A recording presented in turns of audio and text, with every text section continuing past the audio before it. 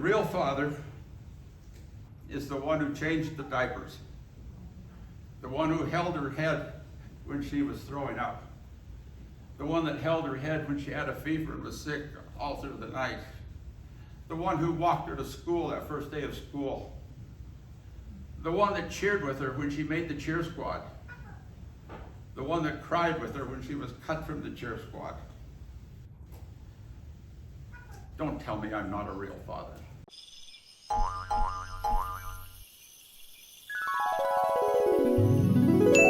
Let's give a warm welcome to our speaker, Mark Peterson. As was implied in that introduction, there's a lot of things I could say, and to do it in 10 minutes is going to be difficult, but we'll try. Yes, I wrote a book on adoption called Korean Adoption and Inheritance, a case studies in the creation of a classical Confucian society. It really talks about adoption in traditional Korea, which is very different from what you think of when you think of adoption. When you think of adoption, you're thinking of taking care of a child, right? But in Korean traditional adoption, it was a matter of taking care of the ancestors. And the person who was adopted, there could only be one, and he had to be male, and he would be adopted to fill the line so that the ancestor ceremonies could be done for a man who had no son. And so adoption in Korea was focused on going upward on the ancestors, but adoption in America is focused on the child looking downward. So I wrote a book about that. And then, as Ilsan mentioned, I gave a devotional at BYU, and you can look it up if you want to in BYU devotional archive. It was called Adoption, a Gift of Life and a Gift of Love.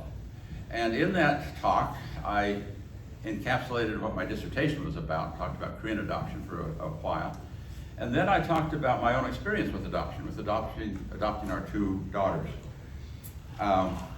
And then the third part of the devotional, I talked about the fact that in the Christian concept, both Mormon and general Christian, we are adopted as children of Christ.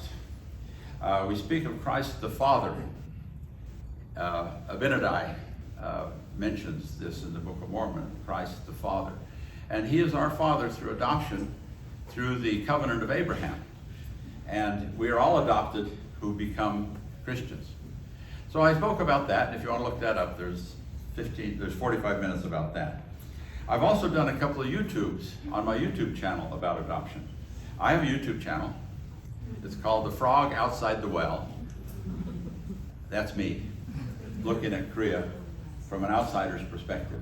I used to not want to be an outsider. I wanted to be so much a part of Korea that people wouldn't think of me as an outsider. I've given that up. I'm an outsider. I look at Korea differently from how Koreans look at Korea. And I look at Korean history differently from how Koreans look at Korean history. And it's all in my YouTube channel. How many of you have seen my YouTube channel? Any of you? Ha ha ha. Oh, there's a few. Okay. I'll talk to this group over here. 이쪽에 무시할 거야. The YouTube channel is called The Frog Outside the Well. Take a look at it. In there, I have two YouTube videos about my daughter's experience. My older daughter discovered through DNA two adopted sisters, half-sisters, same mother, but different fathers, of a woman that lived in Pennsylvania who is 12 years older than my daughter, is that right? And then a woman in Iowa who is 4 years older than my daughter. No, I guess it's 8 years older, 4 years older, and then my daughter was the baby in the group. And I did a video about them discovering each other through DNA. And it was shocking. Imagine my daughter getting an email saying, hey, the two of us have discovered each other, and now we've discovered you. You have sisters.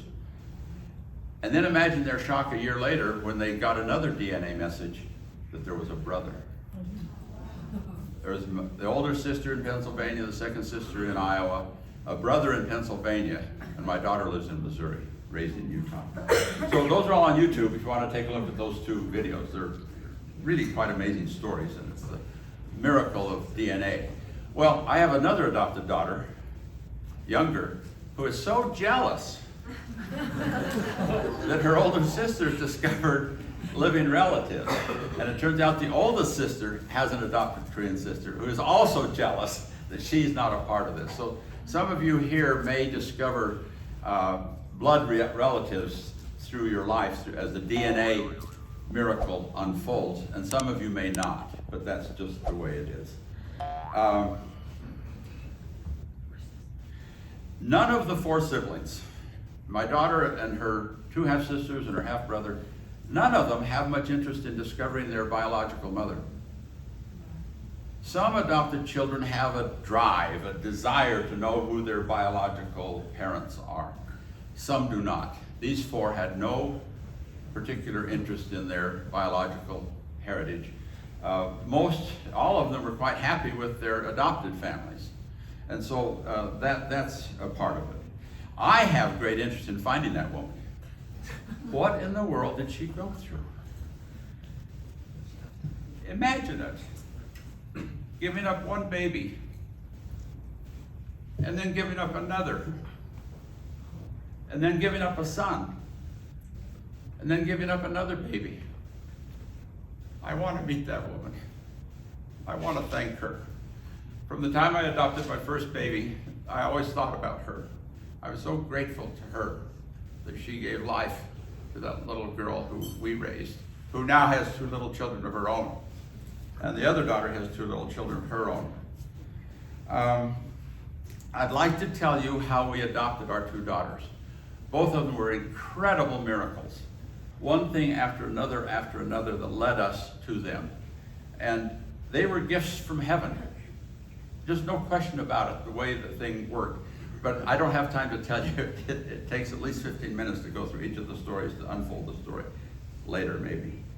As a mission president, some years ago, I had several missionaries who were adopted, and most of them were non-consequential. They were just like everybody else.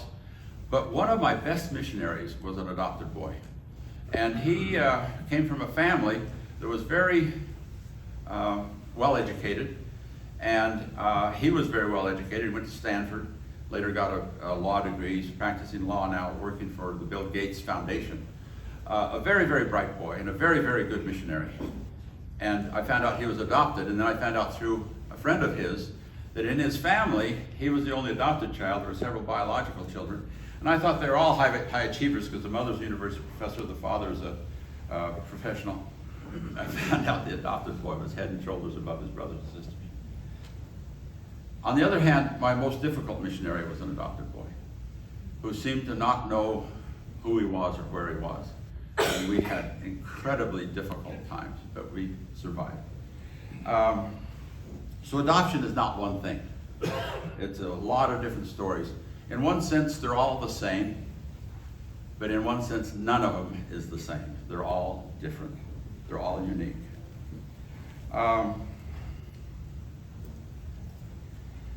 When I asked some people who told me they were, people told me they heard I was giving this talk, and I asked them what I should talk about. And they said, tell me why my Korean parents gave me up for adoption. The problem is that's not the right question. Because Korean parents usually do not give up children for adoption. It's usually a single biological mother. The father is usually not a part of the decision and is probably, in most cases, nowhere to be seen at the time the decision is made. So the question is, why did my biological mother give me up? And when the person asked me this question, I imagined that they were thinking of Annie. You know the musical Annie, about little orphan Annie? And she sings a song about why did my parents give me up? I can't remember how the song goes. I love Broadway musicals, I can usually sing along. But in this one, she pictured her mother and her father happily going through the house as if that were a reality. And that's absolutely not a reality. The chance of the 2 of them being together is fairly remote. I have one final pitch, and that is, do not say, and do not let anyone in your environment say, what do you know about the real mother? What do you know about the real father? You cannot say that. You cannot say that to an adoptive father. The correct term is birth mother. or birth father or sperm donor. It's not the real father. The real father is the one who changed the diapers, the one who held her head when she was throwing up, the one that held her head when she had a fever and was sick all through the night, the one who walked her to school that first day of school, the one that cheered with her when she made the cheer squad, the one that cried with her when she was cut from the cheer squad. Don't tell me I'm not a real father.